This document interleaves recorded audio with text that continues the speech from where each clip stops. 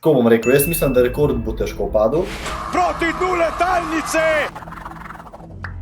Misliš za rekord, da je kakšna šansa? Rekord pa zdaj, ja, ful odvisno od pogojev. Bi pa bila skakalnica zrihtana, sta stala na 250 metrih. Ja. Povej, Andraž, kako tam izgleda?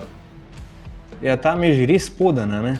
Tam je ravnina. Pri 250 Tam je res spodaj. je ravnina. Jaz pravim, da je to, tam je za kolena lomit, jaz pravim. Ja. V bistvu edini, ki ima neko tako parabolo, bi jaz rekel, da je Domen Prevc ali pa Štefan Kraft. Da bi one dva bi realno lahko postavila svetovni rekord, ki pa zdaj znaša 253 metrov in pol, se pravi 254 metrov, ampak to je...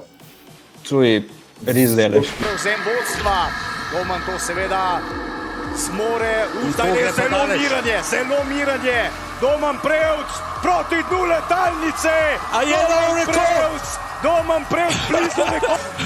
Čakamo nadaljavo v planici, kakšna je 252 metrov je skočil Joj Kobayashi. Nov svetovni rekord! 254 metrov in pol!